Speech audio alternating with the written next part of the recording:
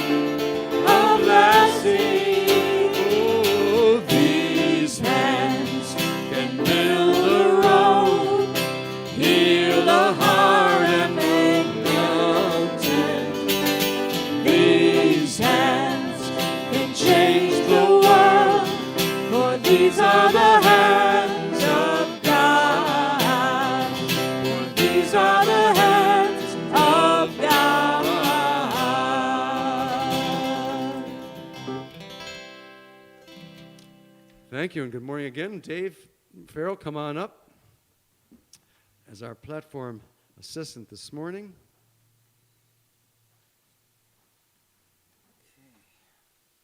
Good morning, Unity Albany. I'm Dave Farrell. I'm your platform assistant this morning, and I'm honored to be here on this Sunday with my friend John Welshons. So I'd like to start off with the mission, vision, and core values.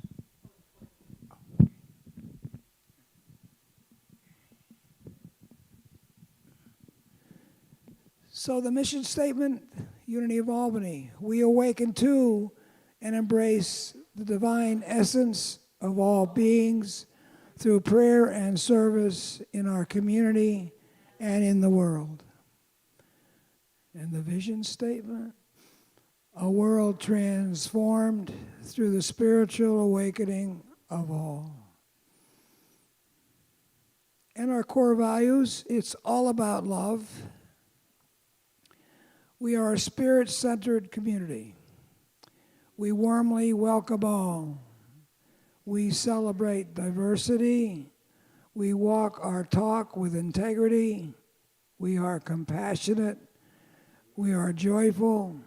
We practice sacred service, and we claim spiritual abundance. Thank you.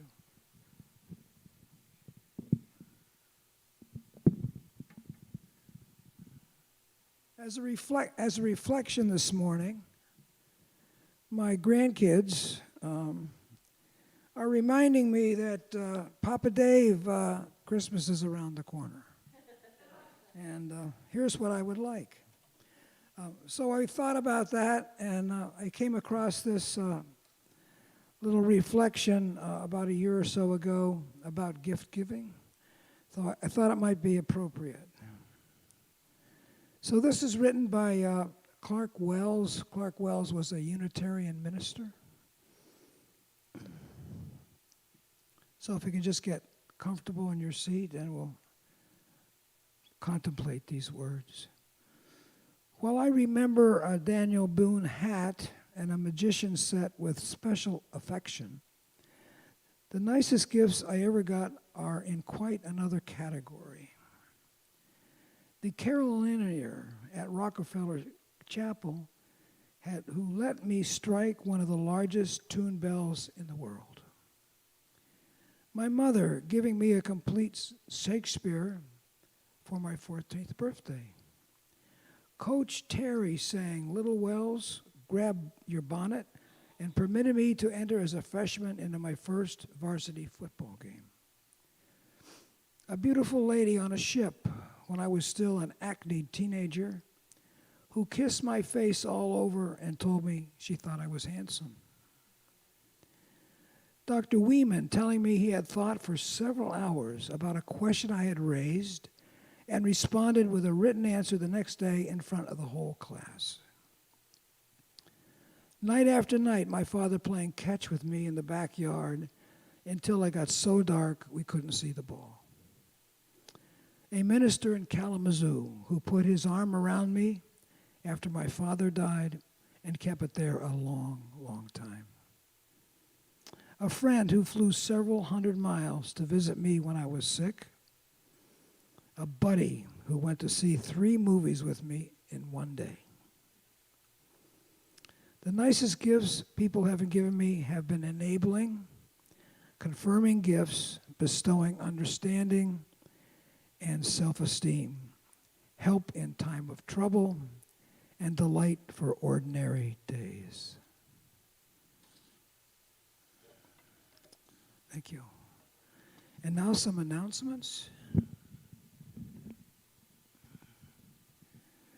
So we are a praying community, and there's a group of chaplains. You can reach us on the number or on the line. We meet every Thursday. We pray and we offer prayer. We talk about prayer in the community. So it's one of our big ministries here at Unity Albany. Okay, so here's some announcement. What's going on?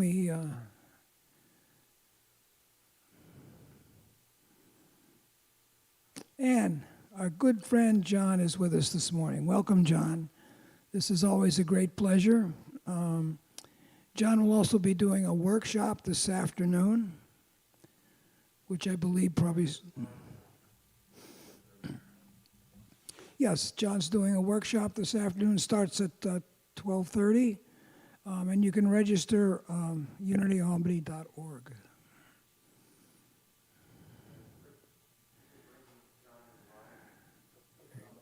Okay. Is John coming in now? Hello? Did you want me to say something? Good morning, everyone. Good morning, Dave. Good morning, Roger. Good morning, Pete. Everyone. So nice to see you all. So I just mentioned for a moment what we're doing this afternoon at 12:30. I have an ongoing meditation class that I've been running here in New Jersey on Wednesday nights for many years. And we, in the last few months, have continued that on Zoom, which is providing an extraordinary opportunity for us to all be together once a week. And we're going to do that kind of thing today for Unity of Albany. And the nice thing about Zoom is people can come in from all over the country. So you don't have to be in Albany. I'm in New Jersey, or New Jersey, as Roger pointed out. And we're going to do a 2-hour meditation gathering. So we'll do some talk and reflection that will pick up on this morning's message. And we'll just continue that forward. So that'll be from 12:30 to 2:30 today. And we'd love to have you join us. Thank you, Dave. Thank you. Thank you. And we have weekly Zoom meetings, Monday night book study, Tuesday Heart and Heart at noon, and the Thursday prayer hour. And there is also, okay, so you can follow us on a lot of media, Facebook, Twitter, Instagram. And we thank you very much for your ongoing contributions that keeps this ministry alive. Although we can't meet together, the ministry continues, and we thank you very much for your continuing contributions.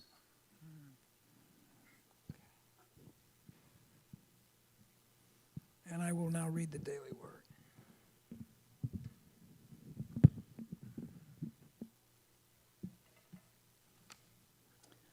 Okay, this is the daily word for Sunday, November 15th. Kindness. I flow with divine love as I give and receive kindness. The word kindness triggers feelings of warmth, connection, and love in my heart. I smile as I recall ways that friends, family members, and others have shown me kindness. I feel again the gratitude and blessing I experienced in these moments. Gratitude, love, and a beautiful awareness of connection fill my heart and mind in a remarkably similar way when I remember kindness I've shared. The movement of electrons through a wire create a current, a flow. As kindness moves from person to person, it creates a flow of divine love.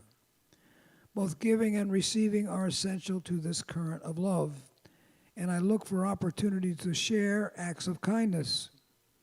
I welcome with grateful heart the kindness others share with me.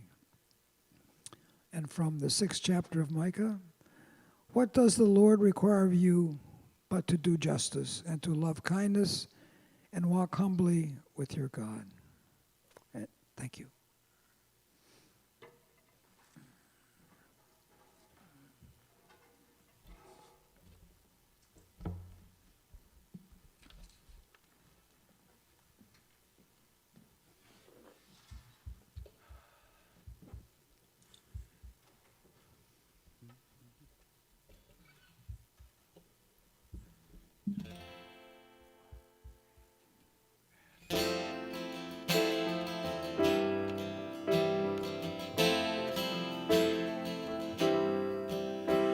Whatever my God ordains is right, His holy will abides. I will be still whatever He does, and follow where He guides. Sweet comfort, sweet comfort, yet shall fill my heart. Sweet comfort, sweet comfort, sorrow shall depart. Whatever my God ordains is right. She makes my feet to stand. Though sorrow, need, or death be mine, she holds me in her hand. Sweet comfort, sweet comfort, yet shall fill my heart. Sweet comfort, sweet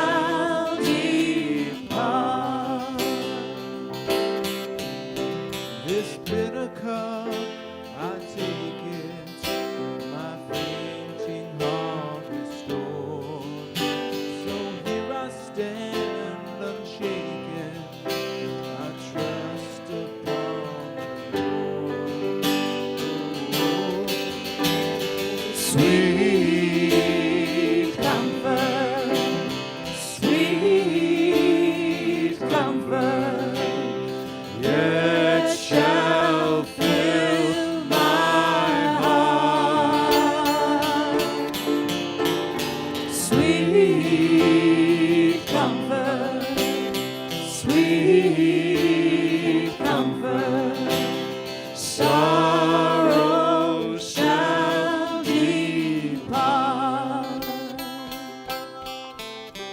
You are my God, though dark my road. You hold me, I shall not fall. Whatever my God ordains is right. To God I leave it all. Sweet comfort, sweet comfort, yet shall fill my heart. Sweet comfort, sweet comfort, sorrow shall depart.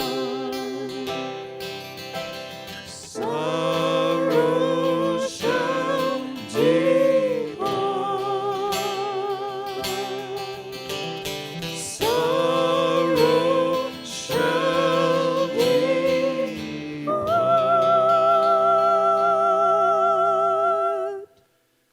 Sweet comfort. That's what we're here to offer one another this morning, and I hope you're feeling that as well where you are.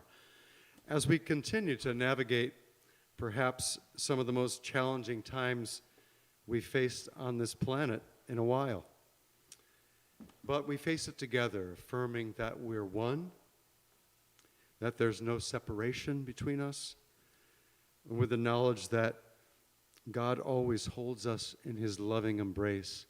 You know, we've been tweaking some of our statements lately, the vision statement and the mission statement, as you know. And this week we're kind of playing around with this next one, the statement of oneness. And we're going to try a different ending to it, as you can see there, hopefully on your screen. So I'm going to invite us all to say this statement together.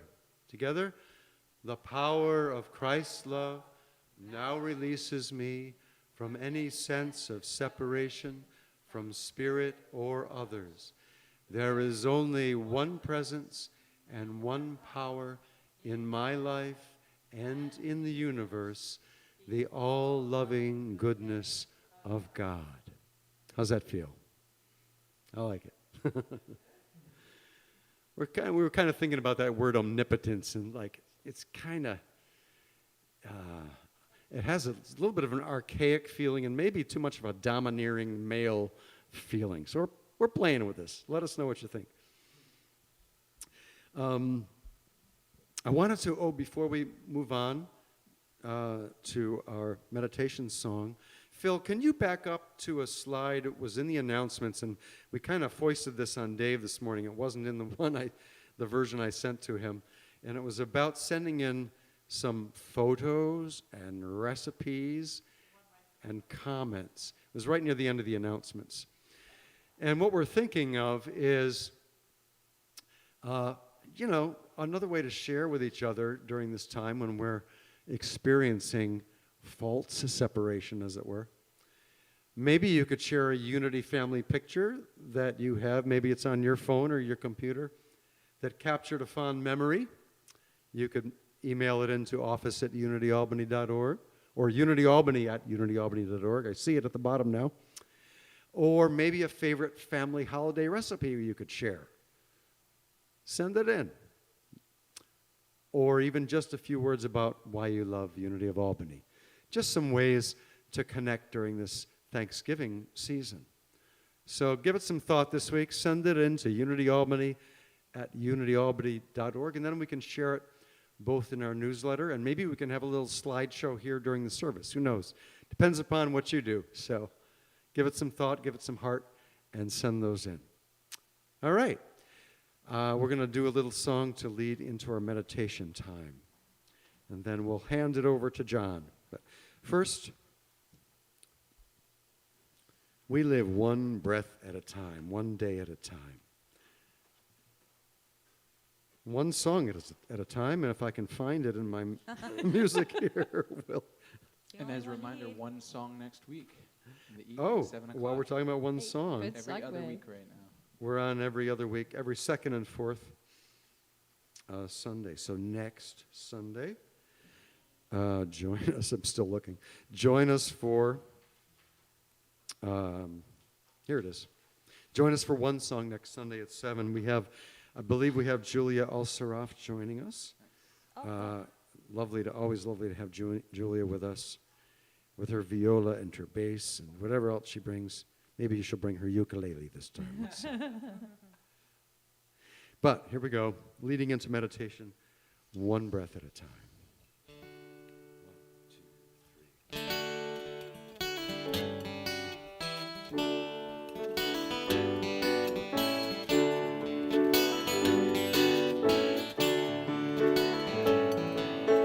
One breath at a time.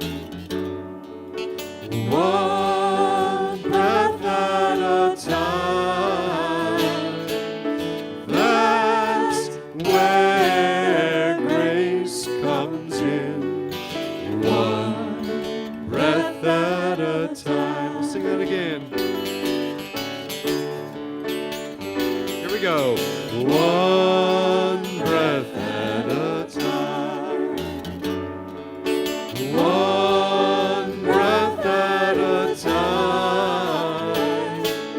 That's where grace comes in.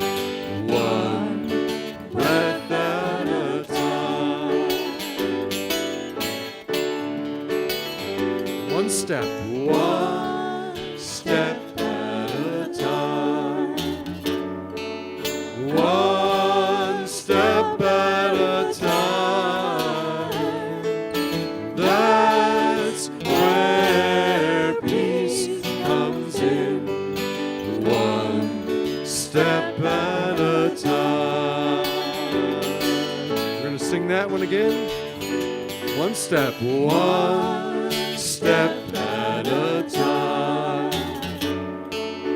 One step at a time.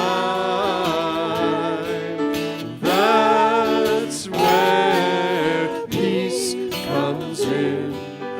One step at a time. One breath. One breath at a time. One breath at a time. That's where grace comes in. One breath, one breath, one breath, one breath at a time.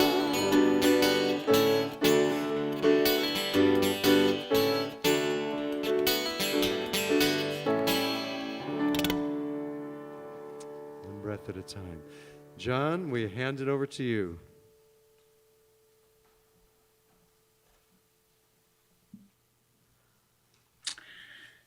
Thank you.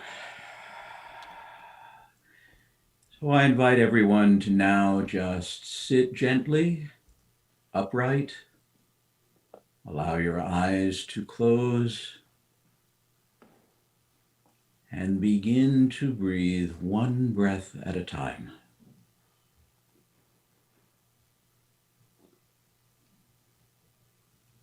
Just allow your awareness to come to your breath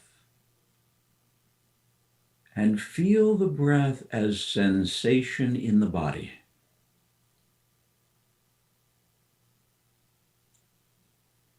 Feel the gentle rising and falling of the chest and the belly and the abdomen. Feel the soft, sweet flow of air coming into the nostrils, flowing back out of the nostrils. Meeting this breath as if it's the first breath of this life. as if you are meeting the experience of breathing with fascination and curiosity and presence, welcoming the flow of Mother Earth's air coming into your lungs, flowing back out of your lungs, feeling your connection with Mother Earth, your sense of connection to the seat you're sitting on. Recognize that Mother Earth's force of gravity is holding you close, as if you're sitting on Mother Earth's lap, and she's holding you tenderly and securely. See if you can recognize, just for this moment, the magnetic force that flows from the center of the earth is holding you secure as you breathe the air generated by her trees and forests.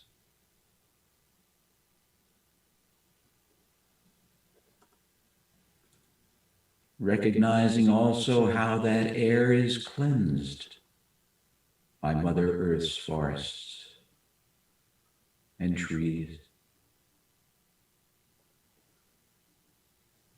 So allowing yourself to feel right here, right now, in this breath, in this moment, how our earth cares for us. Our mother provides for us, nurtures us, nourishes us. Breathing in, breathing out. Recognizing that each breath is an opportunity to come back into this moment, into the present, into the eternal now. So as we focus on our breath and on the sensations in our bodies, we can begin to redirect our attention from our confused, sometimes agitated and worried minds back into the moment by guiding attention away from thought and noticing sensation. Sensation happening now, sound happening now, all arising in open, spacious awareness.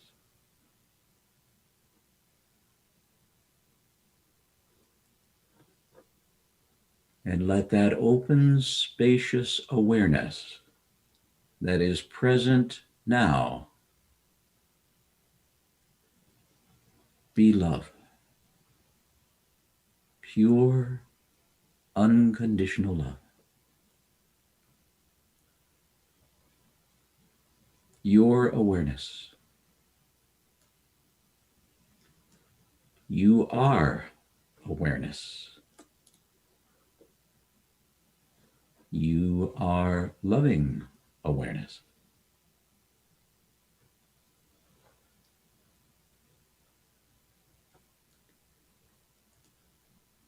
So for the next couple of minutes, we'll move into silence. And I would invite you in that silence to perhaps work with Ram Dass's favorite mantra. I am loving awareness.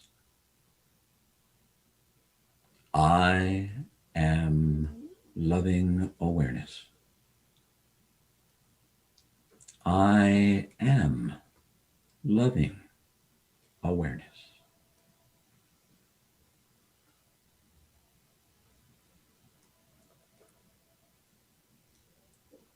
Just let yourself float in loving awareness.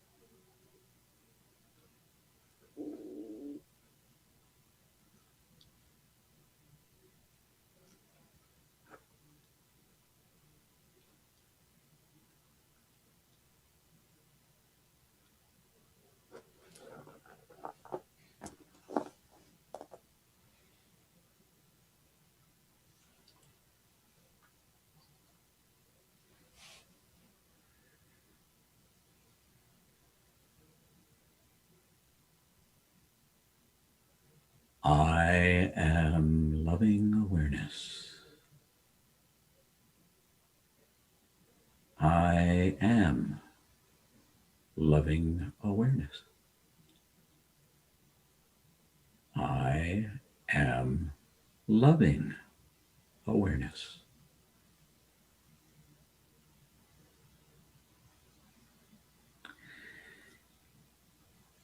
In a moment, I'll ring the gong 3 times. When I do, just allow your eyes to stay gently closed and receive the sound of the gong as one more sound arising, existing, changing, and passing away in the ocean of loving awareness.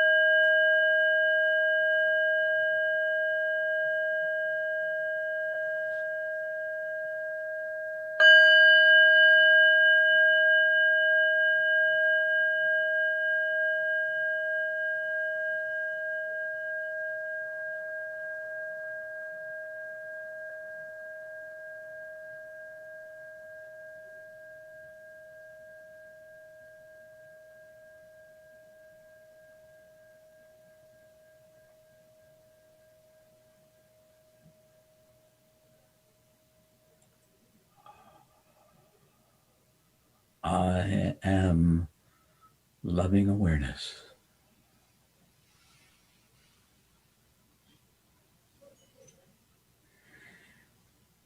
Take a moment, and when it feels comfortable to you, gently and slowly open the eyes. And let yourself come back into regular waking awareness slowly and gradually. Always nice to have a nice, gentle transition from meditation into regular waking awareness.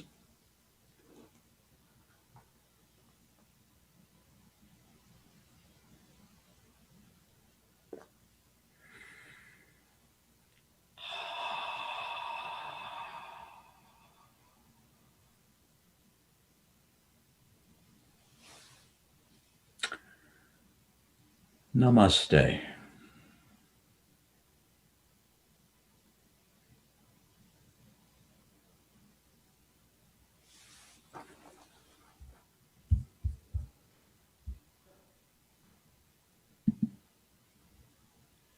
And John, we're actually going to let you do your message right now without Okay. interruption, so go for it. Okay. I thought that was the case, but I didn't want to jump to conclusions. Because sometimes we have a song after meditation. But so nice to be with you all this morning. Thank you, Roger. And thank you, Dave, Gerri, Pete, Philip, everybody who participates in bringing us together. Just a delight to be with you all. And how miraculous that we have this technology to bring us together during this incredibly peculiar time. You know, it's very interesting. Many of you are probably familiar with Krishna Das. And I was on the phone with Krishna Das the other day. And the first time I had spoken to him since the pandemic began. And I said, Krishna Das, how is the time of COVID treating you? And he said, great. Great. He said, you know, we stay at home. I mean, he's usually like me, traveling around all over the country, all over the world. And we've had this extended period of time in which we've been able to stay home and be quiet. And, you know, many of you know, I've been doing these practices for over 50 years now, as has Krishna Das. And I recognize what a blessing that is. Now, for many of you, you haven't been doing practices for that long, but this is kind of like being catapulted directly into graduate school. And I thought in the very beginning of all of this that we would do well to see it as an enforced retreat. And it's interesting because we got a little break over the summer as we were allowed to come out of isolation and have a little more social interaction. But it looks like now we're going to go back in for a while. And I would invite everybody to see how to use this time as a way to go deeper into your spiritual practices. So whatever in your mind dreads the restrictions that we may be forced to deal with in the next few months, you know, I've often pointed out that whenever I've gone on a meditation retreat, there's a part of my mind that says, why on earth am I doing this? You know, I could do something fun. I could do something enjoyable. I could go to the beach. And yet I find that the enforced, in that case, voluntarily enforced, opportunity to go deeper and deeper and deeper, because the mind doesn't want to do that. You know, the mind wants to be entertained in all the ways that it's usually entertained, and agitated in all the ways it's usually agitated. And it's very interesting as a teacher of meditation to see that the two most common complaints or concerns for a new meditation student are, number one, I have a tendency to fall asleep when I meditate. That's one issue. But the other one is, well, I can't meditate because my mind is too agitated. And I always say that's really like saying I can't do yoga because my body is too stiff and inflexible. Well, yoga is designed to help your body become flexible and to help you reduce the stiffness in your body. And meditation is designed to help you reduce the agitation in your mind. And what a perfect opportunity to be able to stay at home and work with the agitation in your mind. It's not necessarily always fun, but it's very interesting just to watch what happens when we sit to meditate, because often the mind immediately will say, oh, geez, I forgot to do this, or I need to do that, or there's something I need to look up online, or whatever.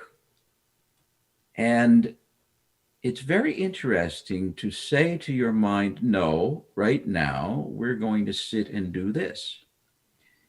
And that's why there's an old joke that many of you know, in which a Zen student goes to his master and says, Master, you know, I have a problem sitting for 20 minutes in meditation. And the Zen Roshi says, well, then sit for an hour.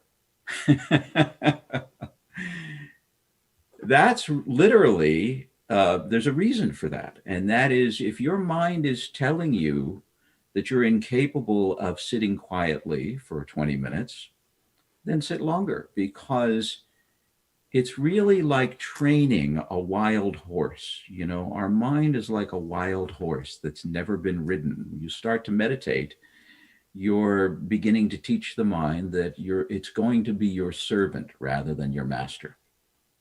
And the mind is indeed a wonderful servant, but a ruthless and terrible master.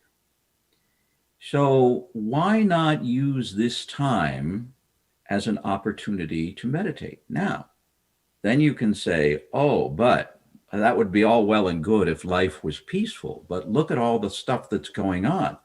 We have political upheaval. We have a pandemic. You know, there's a lot of stuff to be really worried about. Right. All the more reason to sit and deal with the agitation in your mind, because worry is another form of agitation in the mind. You know, very interesting.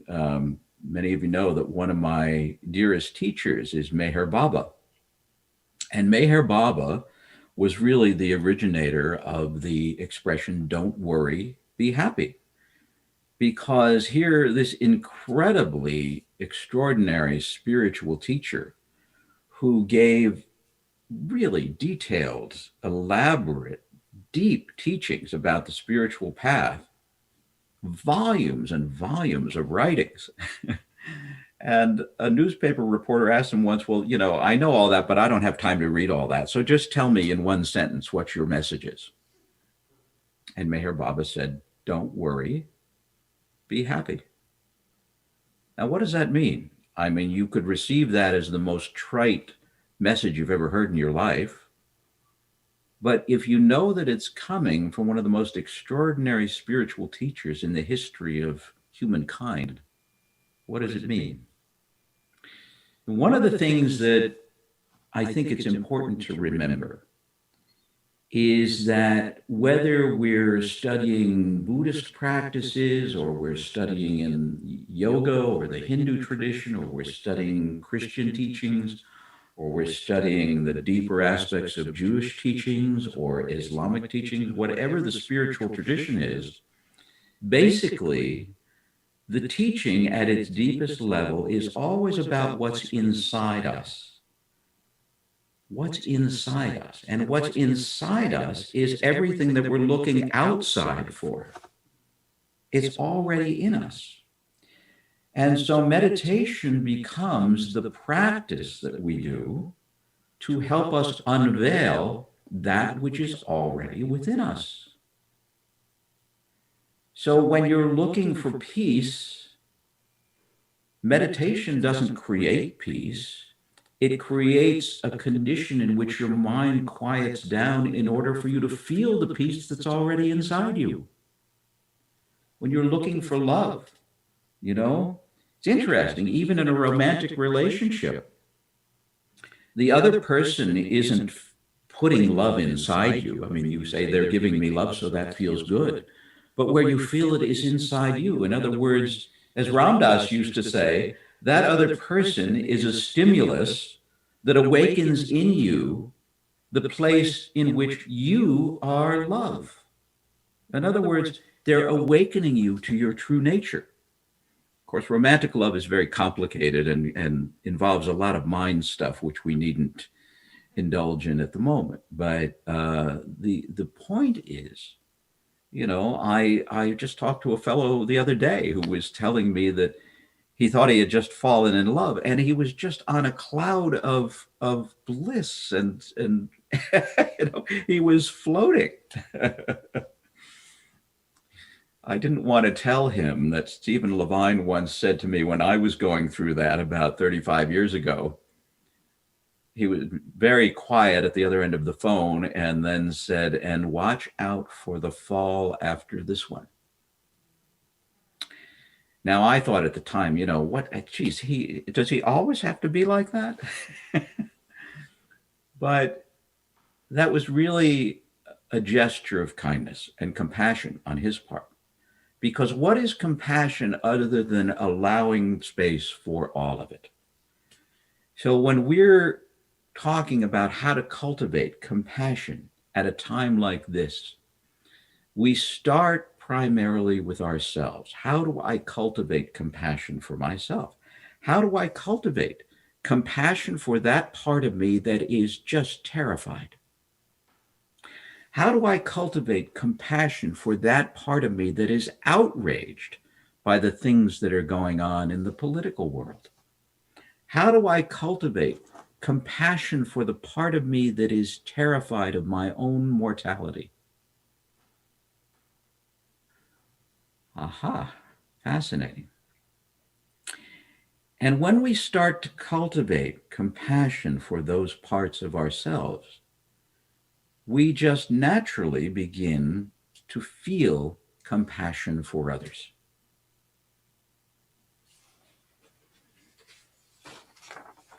Since I was just talking about Meher Baba, I want to read something that I've read a number of times in the last year. I haven't been with you guys at Unity of Albany in quite some time, so possible you haven't heard it. It's a wonderful statement from Meher Baba. He says, "What will the present chaos lead to? How will it all end? It can only end in one way. Humankind will be sick of it all. Humans will be sick of wanting and sick of fighting out of hatred. Greed and hatred will reach such intensity that everyone will become weary of them. The way out of the deadlock will be found through selflessness. The only alternative which can bring a solution will be to stop hating and to love, to stop wanting and to give, to stop dominating and to serve."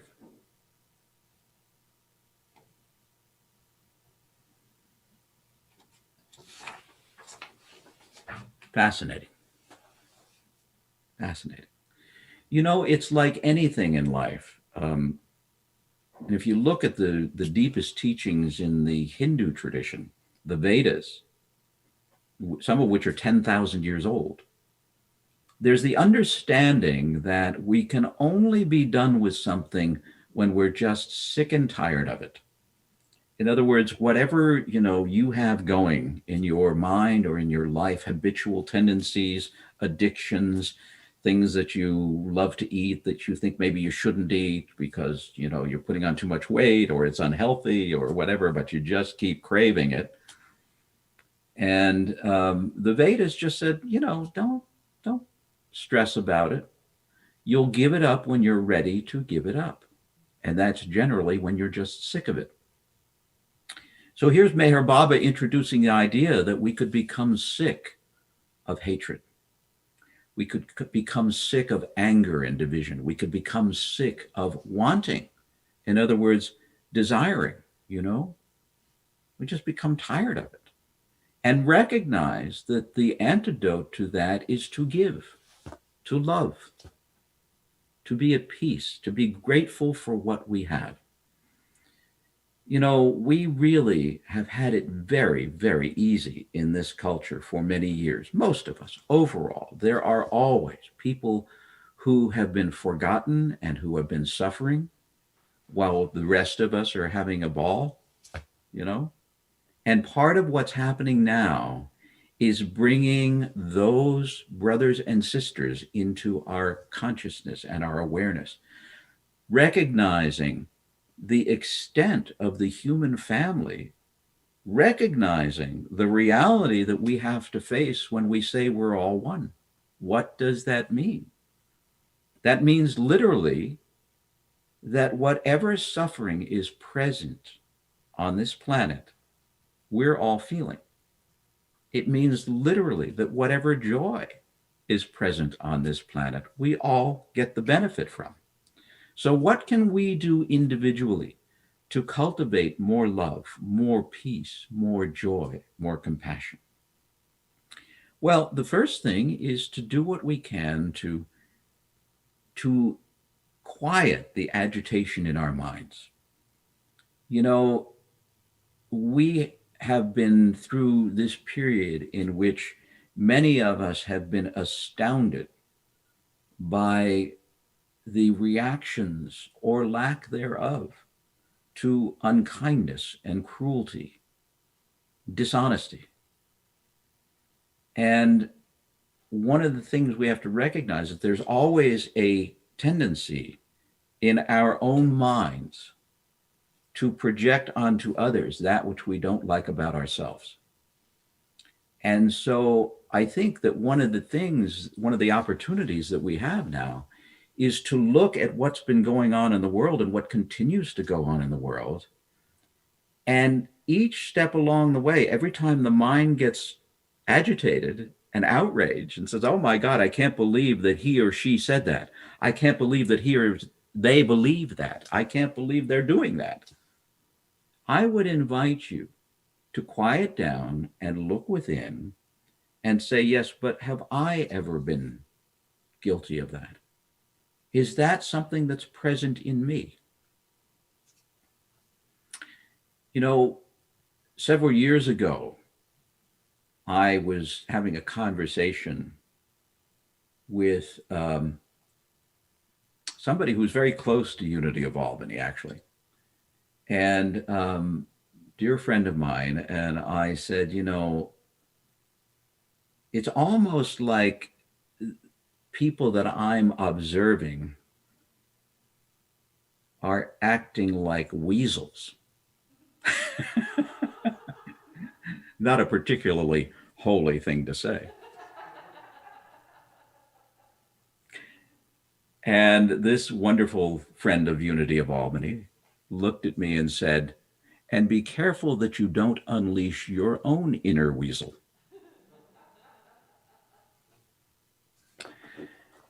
And that is one of the most profound things that anyone has ever said to me. And I think that as long as we project outward and say, I can't believe what these people are doing and saying and thinking and believing, and we don't recognize, first of all, that those qualities are also present in each and every one of us somewhere.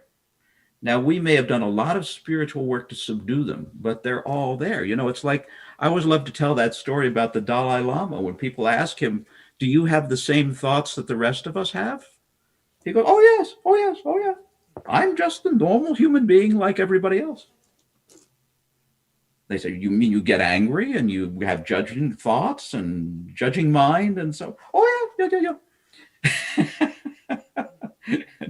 One of my friends who was interviewing him said, well, what do you do about it? And he said, oh, I just don't pay any attention to it. I see it just as thought arising in the mind. But the point is that that mind is just the human mind. The human mind is not the seat of compassion. The human mind is the seat of judgment. The seat of compassion is much deeper inside us. And that's why it's important to do whatever we can to begin to loosen our attachment to thinking that the mind is real.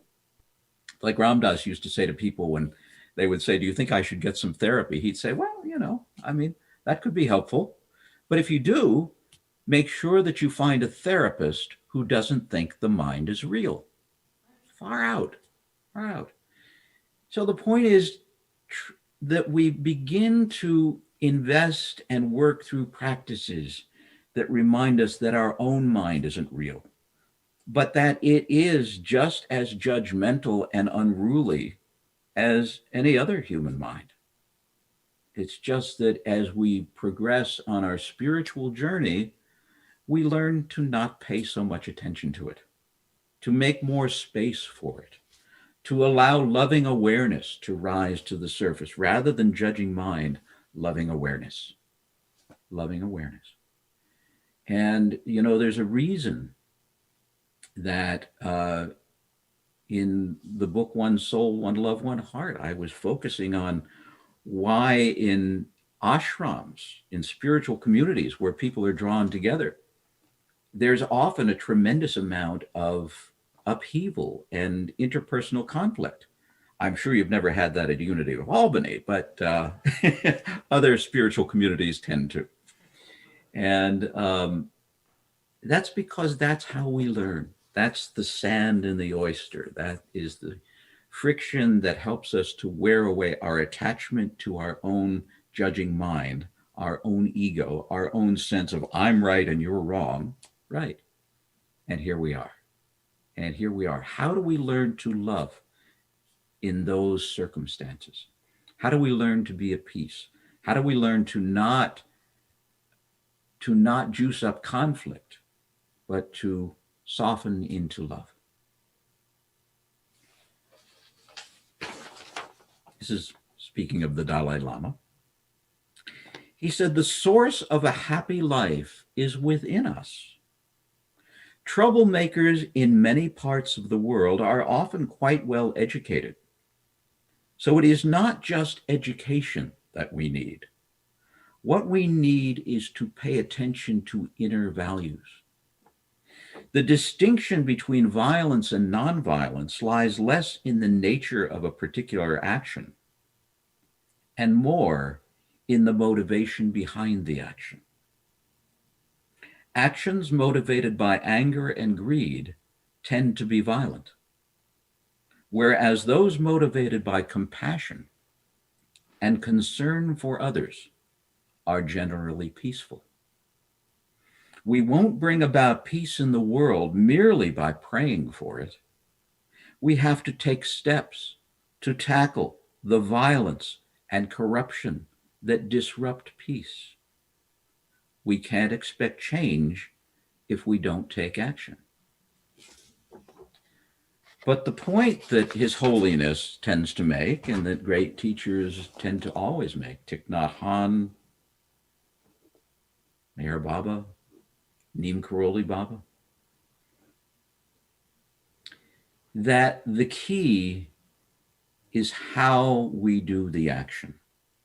What place of consciousness we're coming from when we act in the world. And are we coming from a place where we're really seeking the higher good? Or are we coming from a place where we're seeking to punish people who don't agree with us? And this time is really one where the rubber is meeting the road in a way that it seldom has in history, certainly in the history of most of us who have lived in post-World War II America and post-World War II world. You know, it's very interesting. A number of spiritual teachers after World War II, including Meher Baba, said things to the effect of, I know this is difficult to hear, but there's a way in which Hitler served humanity. And the way Meher Baba explained it was, he showed us how low we can sink if we allow ourselves to. He showed us humanity at its worst. And apparently, we may need to revisit that from time to time to see how bad it can get in order to inspire us to give up wanting, to give up selfishness, to give up greed, to give up hatred. When we see writ large across our television screens, across our newspapers, in our neighborhoods, when we see with our own eyes and feel with our own hearts the downside of surrendering to greed, dishonesty, violence, hatred, then we want the depth of peace and love and compassion. And when we want to cultivate that, it's not as difficult as it might seem, because it's who we truly are.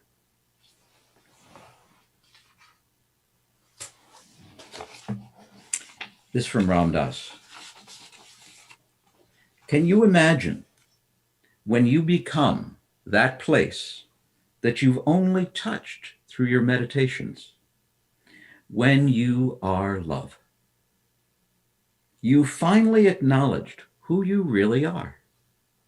You've cleared away all of the mind trips that keep you being who you thought you were. Now, everybody you look at, you're in love with. You experience the exquisiteness of being in love with everybody and not having to do anything about it.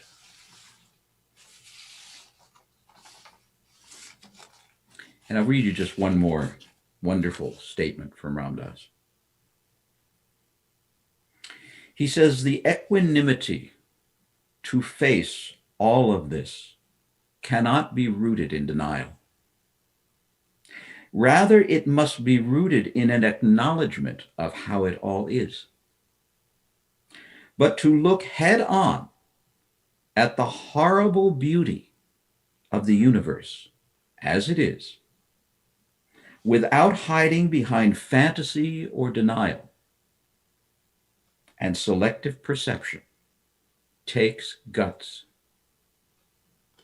To look Shiva, the destroyer, to look Shiva directly in the eye, to acknowledge the violent as well as the gentle, the ugliness as well as the beauty, the greed and selfishness as well as the compassion and mercy, the sickness, death, and decay, as well as health and life. And to all of it, say yes. That is the ground on which true equanimity rests. We protect our hearts because of the fear that they will break. Yes, they will break. But out of the pieces will be forged a new heart, a strong and fearless heart, a compassionate heart, a heart that is invulnerable. That is what is required, nothing less.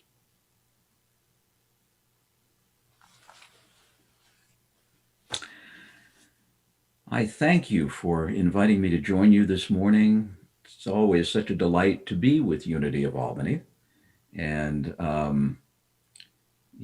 it's fascinating because even though we're not together physically, this technology allows us to recognize in a different way how we are all one.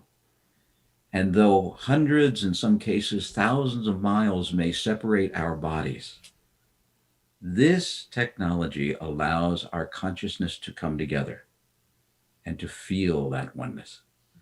So thank you all. Thank you, Unity of Albany. And if you're available, join us at 12:30.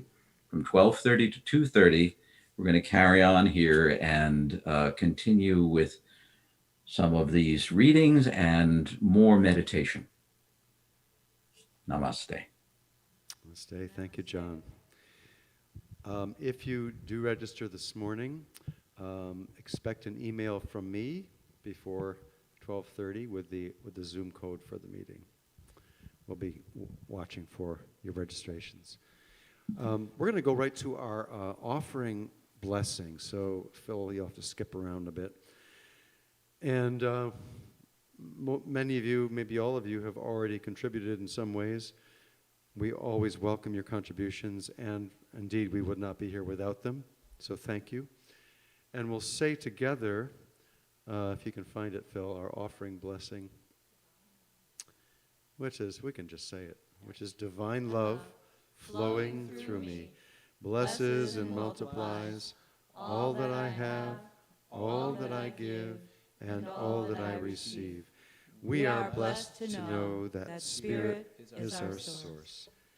Thank you, Father, Mother, God. And so it is. Amen. We've got a little song for you, as you might have expected. And let's see if I can get it in the right key, Gerri.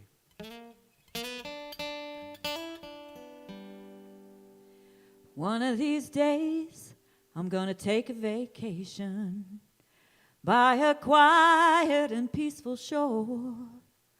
Gonna cool my feet in those crystal waters, and I won't have to work no more. 'Cause my burden has got so heavy that I can't stand up alone. Gonna lay my head down on one strong shoulder, 'cause I can't stand up alone. Well, you Can't stand up all by yourself. You can't stand up alone. You need the touch of a mighty hand. You can't stand up alone. And trouble, I've seen trouble all around my door. Go away and leave me, old man trouble, 'cause I don't want your trouble no more. Well, you can't stand up all by yourself. You can't stand up alone. You need the touch of a mighty hand. You can't stand up alone.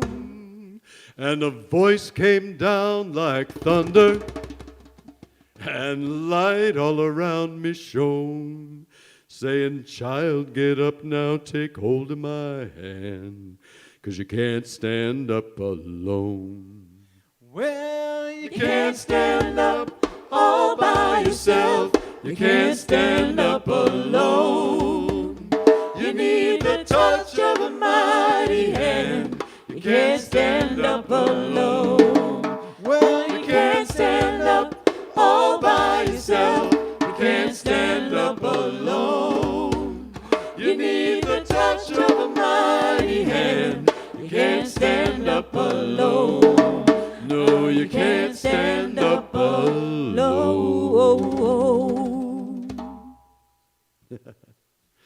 Thank you. Great song from 1958, amazingly. So we're going to have a little blessing now for our children. And skip right ahead to that, if you would. And we hold our children, all the children of the world, in our hearts and minds. What a hard time to grow up if you're a kid. I mean, I know, I remember having to hide under my desk during the Cuban Missile Crisis. So, I know a little bit of what it's like, but imagine just going through a whole year of this stuff. I think about that a lot with kids. So we're going to bless kids in our lives, kids in the world, and we'll say this blessing for them right now. We say, God loves you and accepts you just the way you are, and I love you and accept you just the way you are. I behold the Christ you are. And we allow them to respond in kind. Take that in.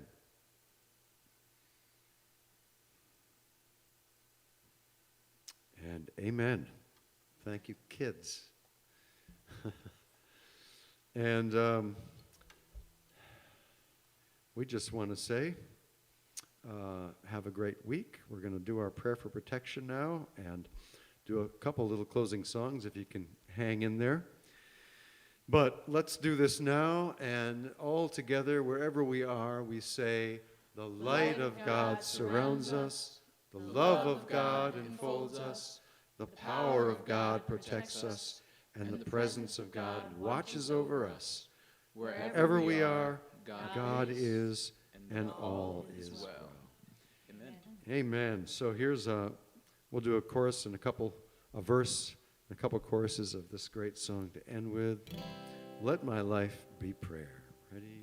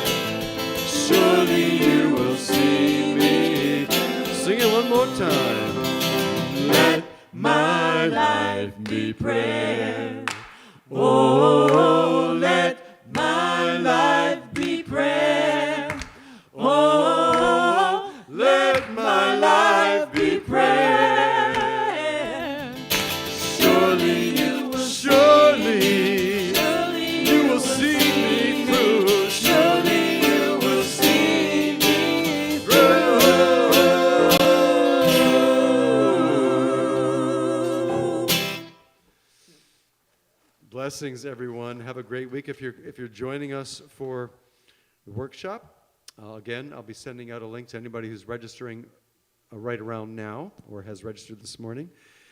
And just say have a wonderful week. And we're going to just do one song for you. If you can hang in, or if you go need to get a cup of coffee, turn up the volume. That's the way to do it. This has been a key song for us during these last several months, and we'd like to sing it for you this morning. Hope lingers on.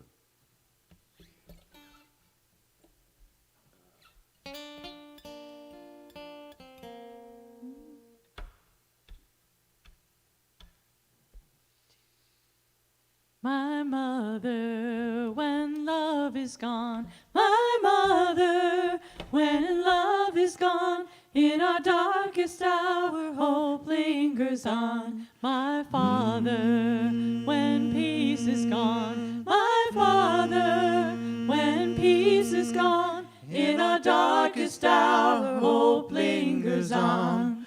I will not hate, and I will not fear, in our darkest